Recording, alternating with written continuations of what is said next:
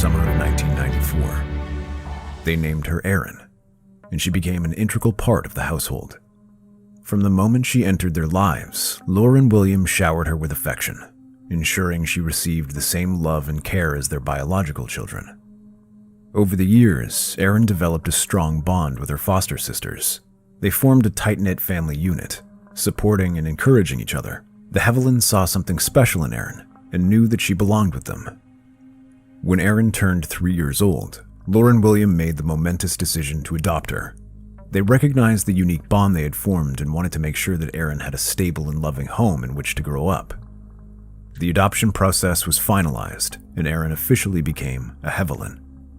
Growing up, Erin was a shy and reserved girl. She often found it difficult to express herself and connect with others on a social and emotional level. However, she had one passion that brought her comfort: horses. Erin discovered a love of horses at a young age. She had a natural connection with animals and knew riding them allowed her to be her true self. The East Tennessee Riding Club became a haven for Erin, where she could escape daily life's pressures and expectations.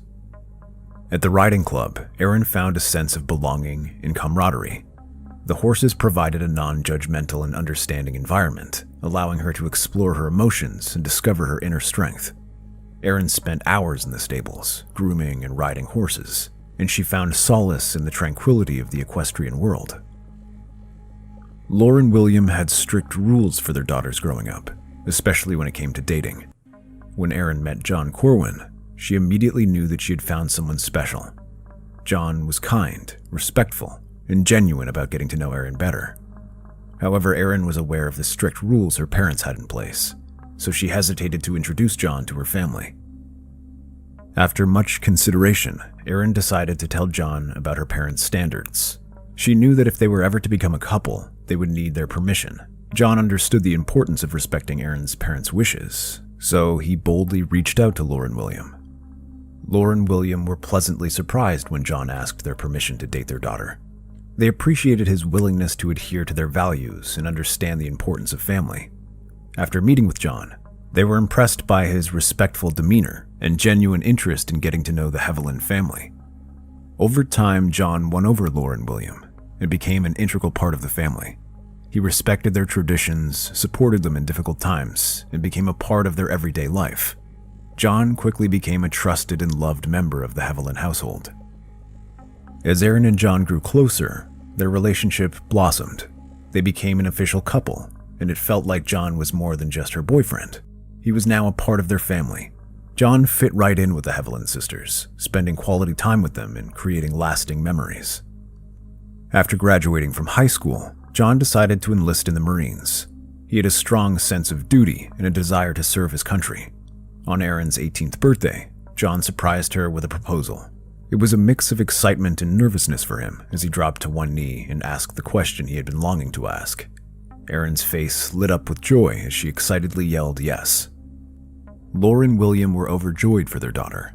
They believed in the strength of their relationship and knew that John was Erin's right choice.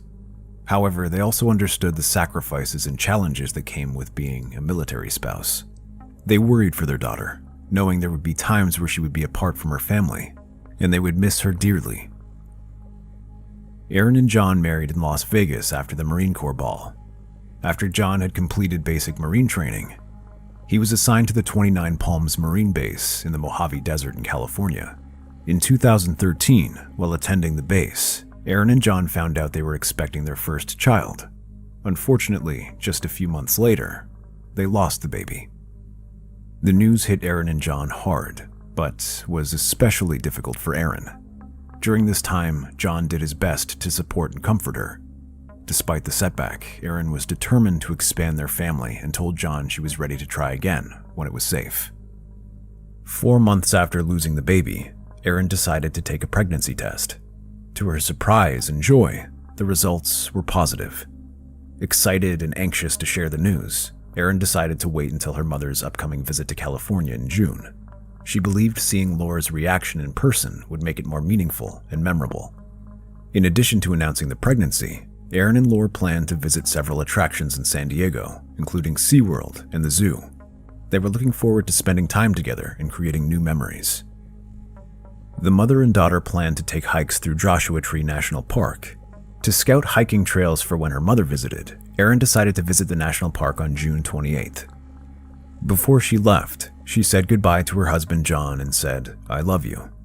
John expected Erin to be home by late afternoon, but as time went on, she failed to return.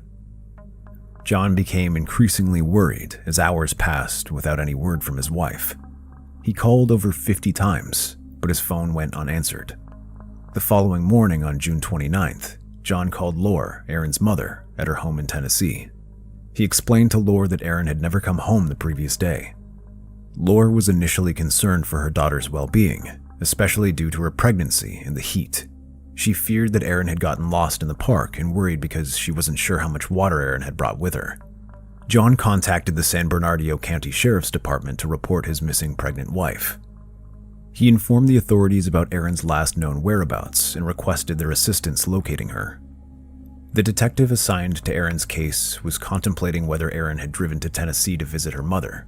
However, Lore adamantly denied the possibility, stating that Erin had an intense dislike for driving, had a terrible sense of direction, and was too excited about Lore visiting her in California and their planned trip to SeaWorld.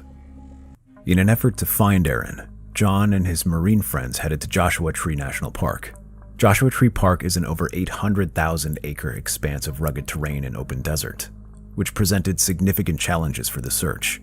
Moreover, the end of June brought scorching temperatures, making the search even more difficult. As the detective investigated Erin's disappearance, he delved into the state of Erin and John's marriage. On the surface, they appeared to be the perfect American couple, but the detective soon discovered that appearances can be deceiving. The truth was that Erin and John's marriage had been strained since Erin lost their baby. After losing their child, Erin's mental health took a severe downturn.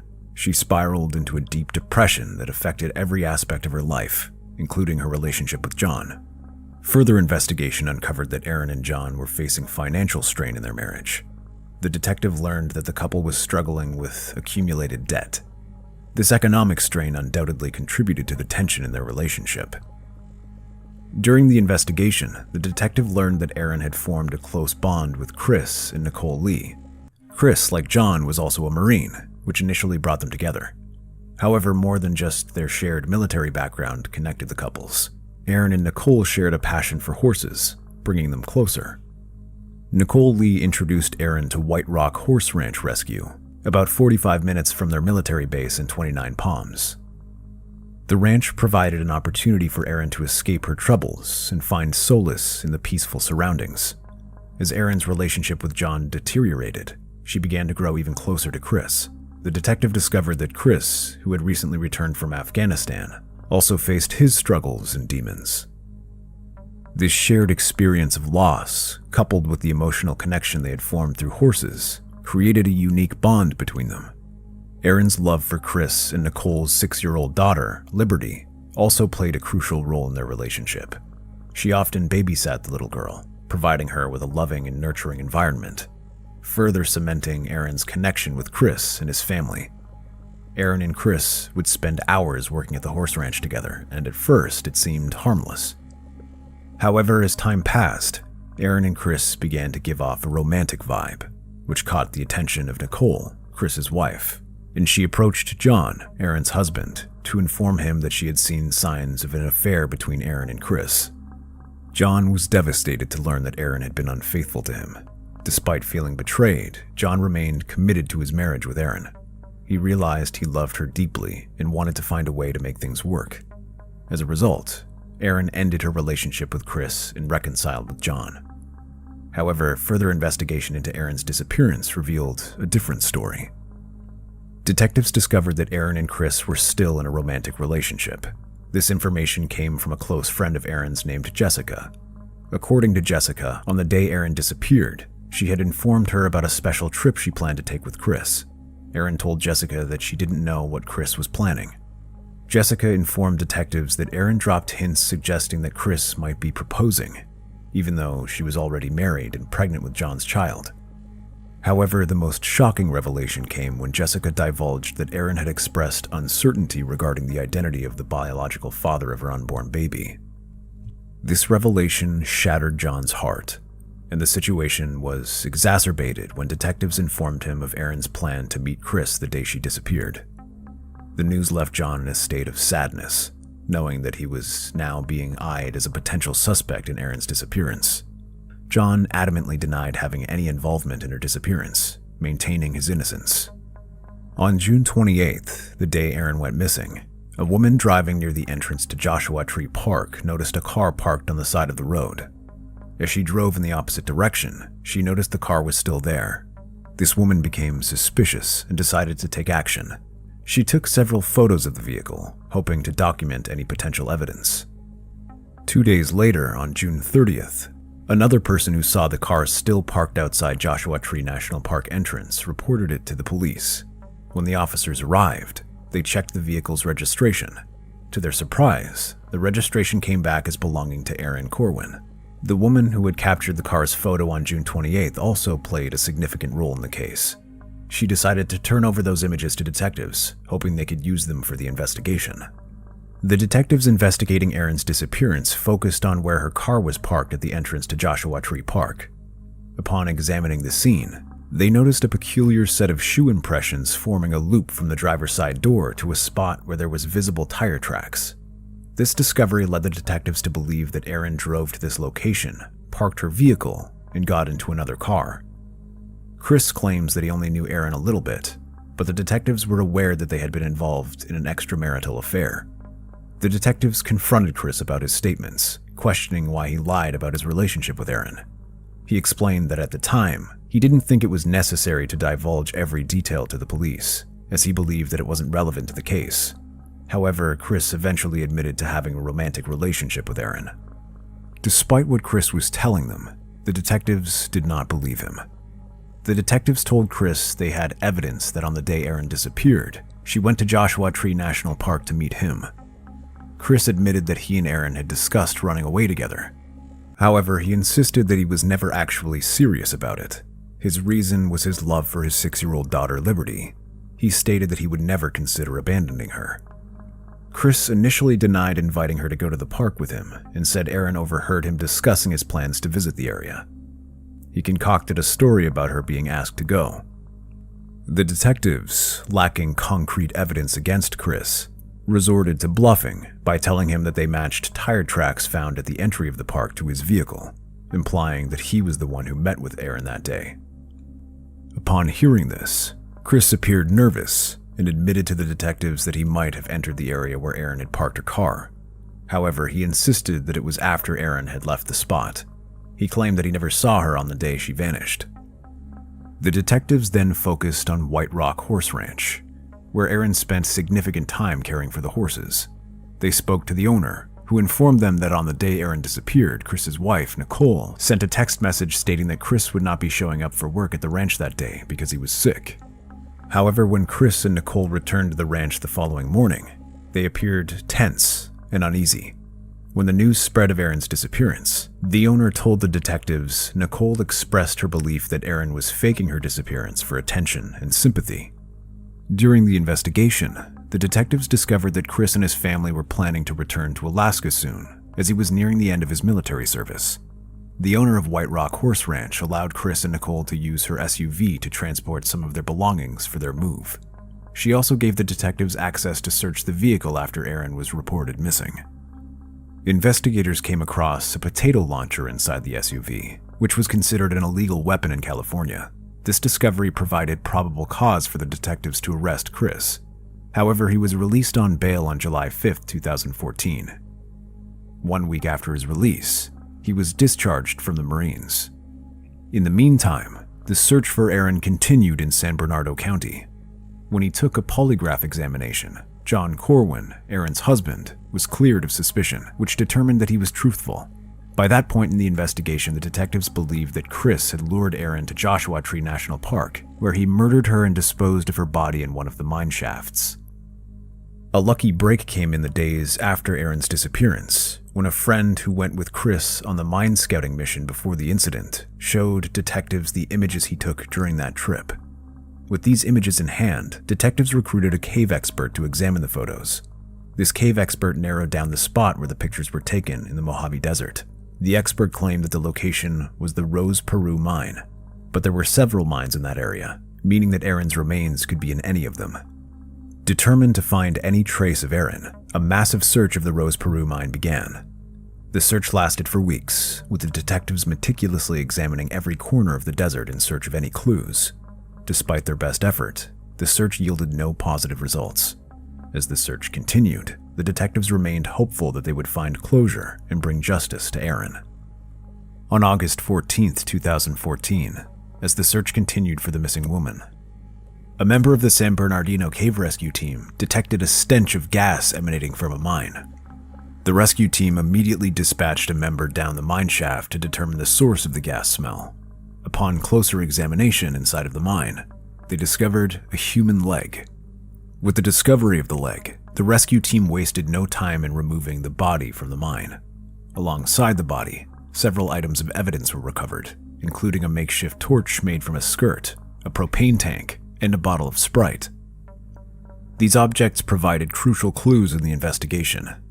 Once the body was recovered, it was transported to the medical examiner's office for examination. Upon examining the remains, the medical examiner discovered that the remains belonged to Erin Corwin. Further investigation revealed that she had a garrote wire wrapped around her neck, which indicated that the cause of death was strangulation. A garrote is a weapon or tool designed to restrict airflow by putting pressure on the throat or windpipe. It typically consists of a handle or handle-like structure attached to a wire, cord, or other flexible material. The implement is wrapped around the victim's neck or other parts of the body, applying pressure that restricts or cuts off the oxygen supply. Based on the evidence found at the scene, an arrest warrant was issued for Chris Lee. Charges of first-degree murder were brought against him in relation to Corwin's disappearance and murder. During the trial, several witnesses came forward to testify about Lee's interest in learning how to dispose of a body in the weeks leading up to Corwin's disappearance. Their statements strengthened the prosecution's case. One of Chris Lee's friends recalled seeing a white propane tank in his car, similar to the one discovered with Erin Corwin's body. This friend asked Chris why he had a propane tank, and Chris reportedly replied that he was going to blow up a mine.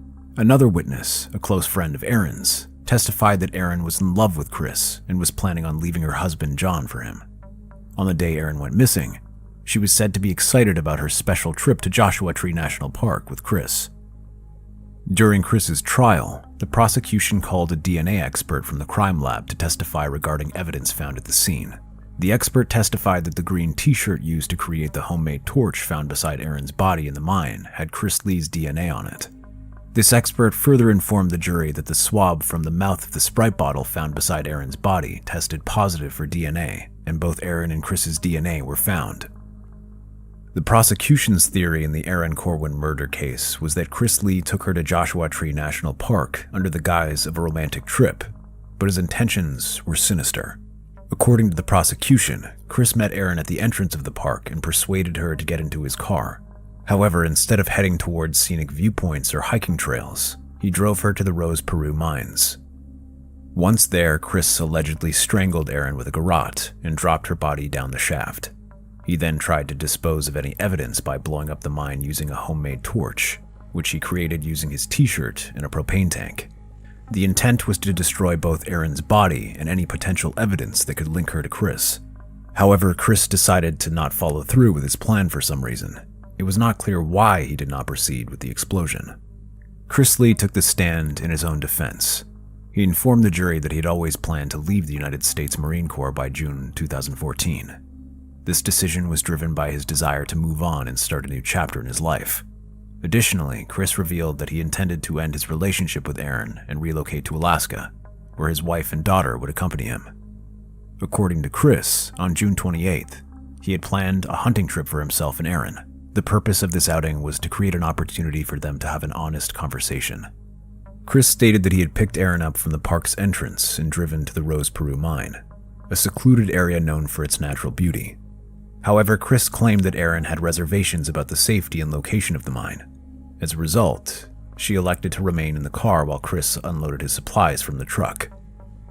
Chris testified that he returned to his car, where Erin was listening to music, which allowed them to engage in conversation. During their conversation, Chris informed Erin about his decision to relocate to Alaska with his family. In response to this news, Erin expressed her desire to accompany him. She emphasized the importance of being in his daughter's life. However, Chris had a different perspective on the situation. He informed the jury that his wife, Nicole, had discovered that their daughter was being sexually abused. Chris believed that Erin was responsible. While sitting in the car near the mine, Chris confronted Erin with the question of whether she had touched his daughter inappropriately. According to Chris, Erin became visibly nervous and started to stutter as she confessed that she had indeed abused his daughter. This revelation left Chris deeply concerned and upset, prompting him to protect his daughter. During his testimony, Chris admitted to the jury that he became filled with anger and hate towards Erin upon learning of the abuse. Driven by his concern for his daughter's well-being, he testified that he got out of his truck and searched for his garrote, a strangulation device. Driven by his intention to punish Erin for hurting his daughter, he strangled her to death.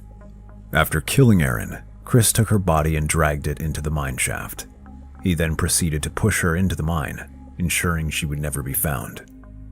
Chris Lee was found guilty of Erin Corwin's murder and was sentenced to life in prison without parole. John Corwin, Erin's husband, firmly denies Chris Lee's allegation that Erin abused Chris and Nicole's daughter. The detectives and prosecutor involved in investigating Erin's case have also expressed their disgust at Chris's claims, stating that everyone who knew Erin knew she was incapable of harming that little girl.